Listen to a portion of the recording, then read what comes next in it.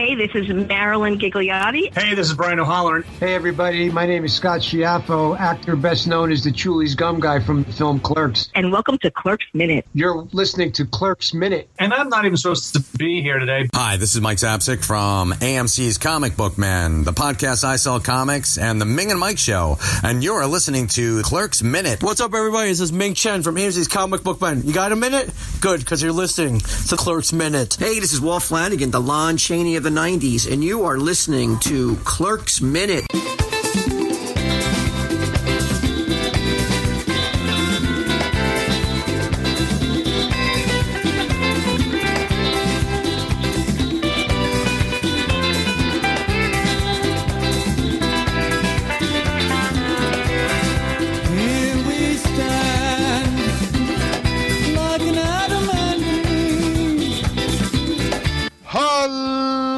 Welcome back to Clerks Minute, the show where we look back at the 2006 Kevin Smith sequel to Pickle Fuckers, minute at a time. I'm Blake. I'm Kyle.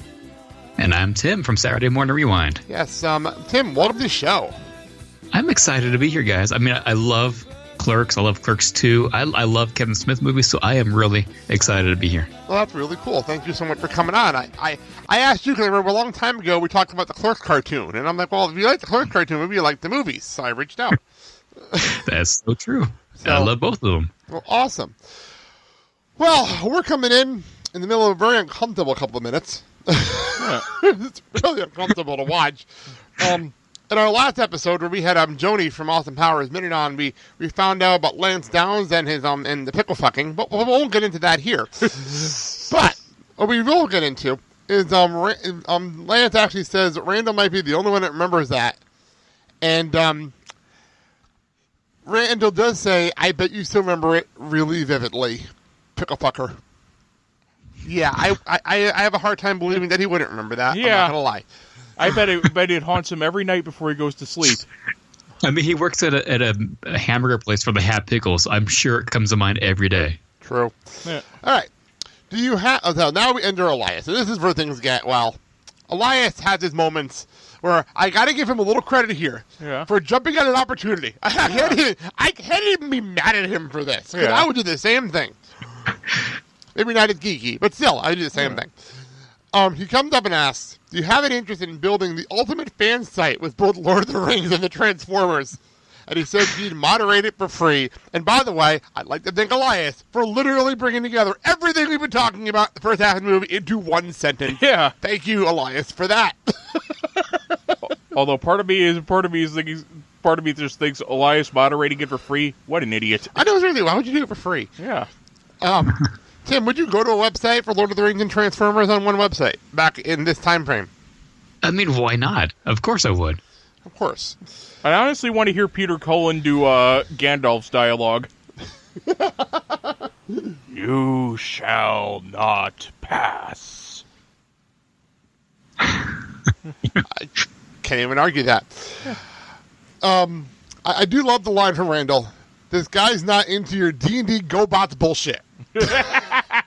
Wow, that's a sentence. Now, I'll throw it to Tim. Tim, you do videos about old toys all the time. Yeah. What are your thoughts on the GoBots compared to the Transformers? I love both of them. Maybe not equally. I mean, they're close, honestly. I think, as a kid, I liked GoBots better as a kid. I was 4 years old. I think I should like GoBots better because it was more geared towards kids. But of course, as I got older, Transformers took over for me. The toys are so much more complex, so much cooler. But honestly, I love both of them, so I can't hate on either one of them.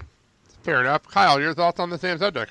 I only really had Transformers growing up, so... Yeah, I'm more a Transformers person myself. That's why I was like... And let's be honest, their animated movie was better than GoBots Legend of the Rock Lords. Yeah, I agree with that one. Yeah. I forgot GoBots had a movie. I forgot that happened. I forgot about that. I mean, they had the balls to kill off Optimus Prime in the animated movie. True.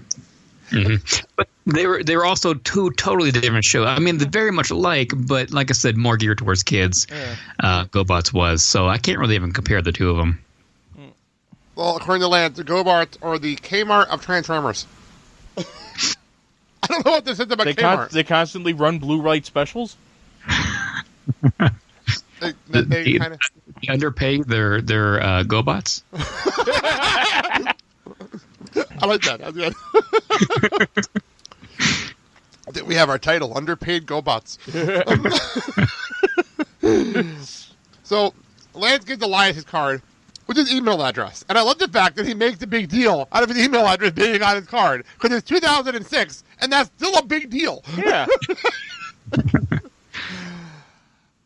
I don't remember that being such a big deal, but I just think it's funny. He just emphasizes, here's my email address. I think he's doing it just to rub it into Randall's face. Maybe you're right. Yeah. So, it's super uncomfortable. Like, you can't get more uncomfortable than this right now. Like, this is the most uncomfortable thing we've seen in this movie at this point. Yeah. At this point. And even then, it might actually be more uncomfortable than the donkey scenes later. Yeah. Mainly because you can see that he is really pissed off Randall. Yeah, Randall doesn't get this angry. He does not get this angry over anything. Yeah. And he's fuming. Elias, though, I love Elias here, because Elias is like, I know it's uncomfortable, but I just got this guy's card, and I'm going to walk away giddy and happy. Because makes you wonder, Lance views himself as a victim of Randall and that. Makes you wonder, was he just as big of a prick as a kid as he was now? It's a good question. I know people like that. Yeah. Okay, yeah, I'll tell a story. Yeah.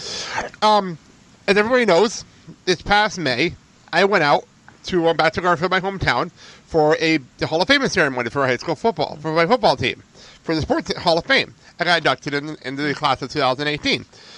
That's the point of the story, though.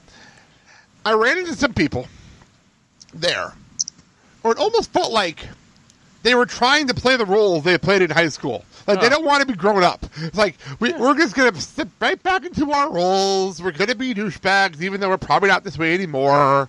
So maybe that's just this. Maybe this is him just being like, I'm not really this douchey. And because it's you, I'm just going to sit right back into my role of how I was. Well, actually, no. What I meant was Lance this big of a dick as a kid, and that's why Randall picked him? Maybe you're absolutely right. So basically, in that thing, nothing's changed. Randall, if anything, Lance has probably become even more douchey, and basically says, "Ha ha ha!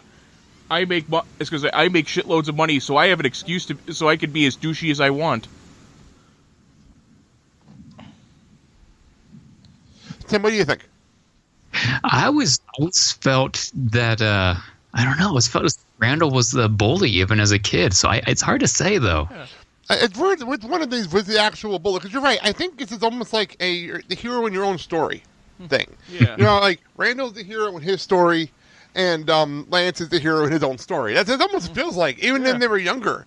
Yeah. Like I had people like that where it's like, you look at the other way around. I might have been a douchebag to some people. Yeah. Then I think that might be a situation. It's like the Karate Kid effect. True. Very, very true. Well, I think there's actually, it's been how, like I said, the hero in your own story. Yeah. I mean, who knows the other way? You're right, Kyle. Who knows the other way if it's flipped? Yeah. Who knows? It's a good point. All I could say is that if Lance was as douchey then as he is now, he honestly deserved the pickle fucker incident. True. Very true. And you know what? He can make all the money he wants. He can do whatever he wants with his business. But at the end of the day, he'll always remember being pickle fucker. True. So Randall actually ultimately wins.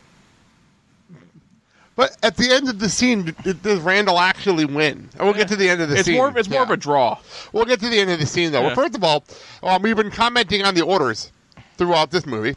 This one is a skinny calf with cheese and a Diet Coke. Yeah. The puns on these meals are amazing. Okay, this is the gross part of ours. So everyone eating, please stop eating. Listening to the show, please stop eating. I promise, please. I'm cutting that. I'm totally cutting that. Okay, so anyone eating, for real, please stop eating. Trust me, it's going to get gross. Randall goes and gets his order, and he gets scoops up some ice from the urinal, which I actually find really funny. I'm not going to lie. Actually, I got to ask, why in the hell do they put ice in the urinal? From what I've actually asked, it actually keeps the water fresh in the urinal. Because it doesn't flush all the way, so it kind of keeps the water fresh in the urinal. That's not a joke. It actually keeps it fresh and helps the pipes. Oh, okay. Legitimately. All right. So he scoops up the ice from the urinal, and then he flies off the fry trap and puts it and swats it on his burger. absolutely disgusting. That is absolutely disgusting. Wow. It makes the theory that Tim had maybe that Randall was a bully to Lance too. Yeah. With this move. That has me thinking, have you guys ever done anything like that in your jobs? I mean, I worked fast food as a teenager. Have you guys ever done anything like that when you worked fast food? I've never worked fast food. I've never really, the only thing that we've done, and we've worked at the airport, and we used to like fuck at people's bags sometimes. So I shouldn't say this out loud, but I'm doing it anyway. We used to like put tags on people's bags just to have some fun with it, or mess with our coworkers. We'd go heavy tags on bags that really didn't have to be there. Yeah. We mess with people's bags, but that's the point we're open them or messing their bag. We do shit like that. But no, I've never done this. How about you, Tim? Since you worked at the fast food place. Nothing gross, but one time I was working at McDonald's. I was 18 in college, and somebody called in an order, and we were supposed to deliver it, which we don't do at McDonald's. But I heard there was somebody kind of high up in the ladder of McDonald's, so we had to do it. And so he ordered a fried chicken sandwich, and I made it, and somebody else, delivered it. He called back complaining that the fried chicken was too small inside the sandwich, and he wanted another one. So I was like, I called BS on it because it wasn't small. It was the average size of every patty that we had there. And I got pretty pissed off. And what I did was I put a chicken nugget inside of the buns instead and sent him a chicken nugget inside the buns. I like that. That's funny. He never called back. That's amazing. I like that. That's funny. That's good. That's a good people. I like that one. Let's comment how quick that was. And I just find that funny because he's being such a douche. He really is being a douche. And then Randall says, fresh. Thanks. Come again. I love the sarcasm. And during all this, Jay walks in. Because, Jay pops up places. Yeah. And for once, he's actually involved in the movie we're watching, not his own world. Finally involved in not involved in his own movie. And I love his line, let's wrap this up so I can get my cow tipper on. That line cracks me up every time for no real reason. There's no reason that line's funny, except that Jay reads it great. Lance completely catches on to Randall and hands off his bag to Jay. Yeah. And Jay, though, says, thanks, pickle fucker, which is amazing. Absolutely. Hey, I need to know, how does Jay know the story? Who wasn't even in the room? Watch there was this lead scene where they go, how'd you know he was pickle fucker? Pickle fucker. He was called pickle fucker? So Jay just came up with that because he wanted to. It had nothing to do with anything. Is that what you're saying? Yeah. God, wow. As a matter of fact, when you hear him leave the restaurant, he goes, yo, Silent Bob, some pickle fucker gave us free eats. So that's fantastic. That they actually wrote that in continuity. He just happened to make that up on the fly. Yeah. And then the story. That's great. Oh, Jay, I love him. So this is where Lance lays it in thick. And this is a douchebag move. I'll read exactly what was said, and we'll comment. I don't eat fast food. It's not good for you.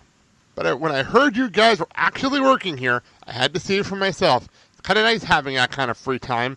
Just like it's kind of comforting to know that some things never change. Take care, Clerks. Wow. Well, I think he just cemented himself as a bigger douche than Randall. Yeah, Tim, what do you think? I still think he comes off as almost the victim here. Maybe as somebody. I was bullied a lot in school, and so I can see myself doing that if I confronted, the main bullies that really tortured me during school. So I can see myself doing something like this too. Okay, I can see what you mean. So it's one of those things where you're confronting your bully in the future, kind of a mentality here. Yeah, because so to sum up my bulliness, I was super short in high school and really chubby and fat in high school. I was almost 300 pounds and really short. And now I am 6'4" and about 190 pounds. And so I would totally do this in a heartbeat to those kids that called me short and fat. Oh, okay. Fair enough. What do you think, Kyle? I still think he doesn't, because I still think he's not any better than the guy who picked on him. I guess it's one of those things where it's like, yeah. Be careful who you insult on your way down, because